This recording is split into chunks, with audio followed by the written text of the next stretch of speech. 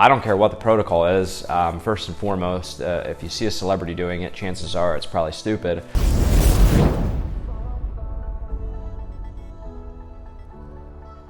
It's that time of year where heading into the new year, heading into Christmas, Thanksgiving and Christmas, we're all gonna get fat and happy, and then January 1st rolls around and we panic and realize we gotta shed a few pounds. And as well as much as that's great, a lot of us panic and try to go the fast route rather than the correct route.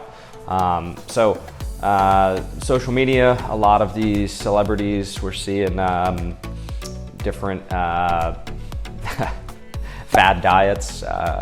Kim Kardashian lost, 16 pounds, not eating carbs, wearing sauna suits, the whole big, whatever you want to call it. I think it's just silly.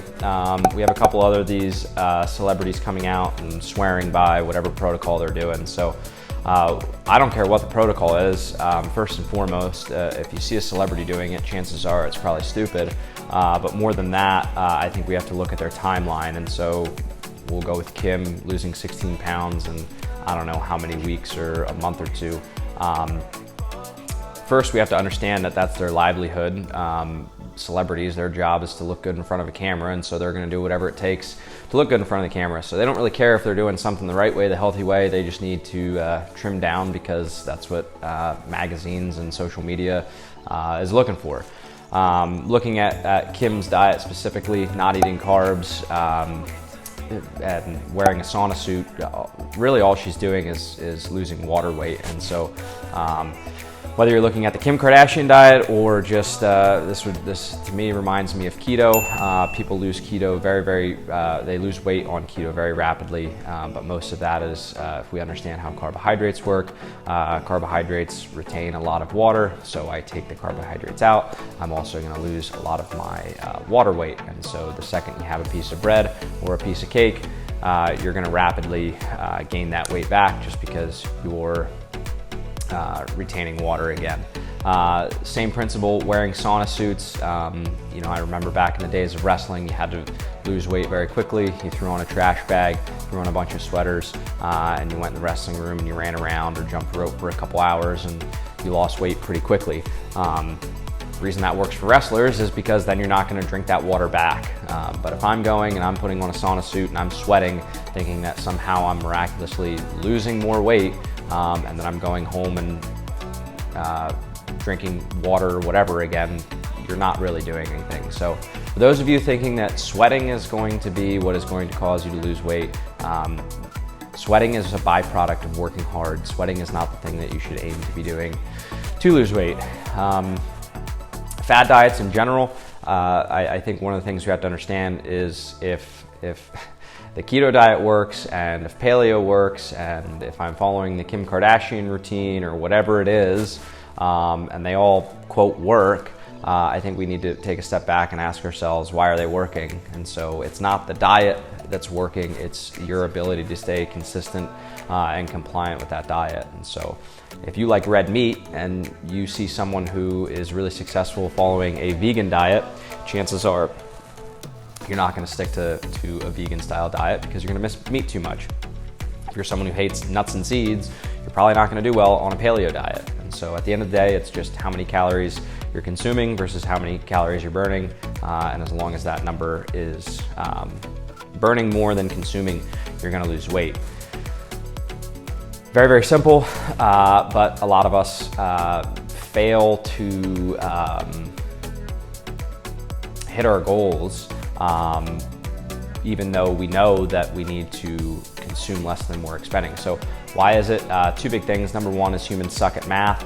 And so I'm sure you said this or thought this if you've tried to lose weight and you haven't. You said to yourself, I've been eating less than I'm burning off and I still can't lose weight. Chances are, no, you're not.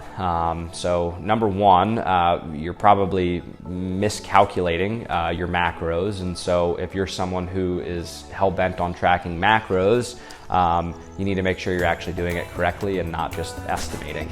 The other thing is I don't think we account for daily fluctuations. And so a lot of times we'll have individuals Monday through Friday during their work week are very rigid with what they're doing, and then all of a sudden Friday night comes around, gonna have a couple of drinks, snack while watching a movie. Saturday rolls around, we go out to eat. Sunday rolls around, I'm already feeling like garbage because I've fallen off of my routine the last day and a half, and I'm just gonna continue with that trend through Sunday. Monday wakes up, back to being on top of everything. And so we have to understand calories doesn't work just for one 24-hour period. If I'm on a 2,000 calorie a day diet, which let's say that's the number I need in order to lose weight, right? If I'm taking in 2,000 calories, I will lose weight. So I can spend a few days in a caloric deficit and I'm doing the right things, but come weekend time, if I'm now on a caloric surplus, chances are offset my weekly caloric need. And so it doesn't have to be by a lot, and that's where a lot of us get tripped up. And so 2,000 calories per day times 7, that's 1,400 calories, right? No, 14,000 calories, goodness gracious, my math. So 14,000 calories. And so if I spend throughout the week, 2 or 3 days out of the 7 where I'm a bit over by a couple hundred calories, when we're looking at that day in isolation, we're not thinking to ourselves that we've done anything inherently too bad. But at the end of the week, if we start tacking that together, I spent a couple days of 100, if not 200, if not 300 calories over. That can add up to maybe 1,000, maybe 2,000 calories. And so if I need 14,000 calories to lose weight, and now I'm at 15 or even worse, 16,000 calories, there's a reason why you're not losing weight. So rather than following the fad diet, rather than thinking that your favorite celebrity has the secret ingredient for losing weight, first and foremost, understand how calories in, calories out works. If you're type A and you love tracking every single meal, do that. If you're not like that and you hate the tracking and the counting, you can just take a sophisticated approach. So weigh yourself, see where you're at, spend a couple days eating what you'd normally eat, and either make a mental note or just generalize, write some stuff down. And if your weight is staying the same, you know that that's your baseline, and from there you have to reduce what you're eating.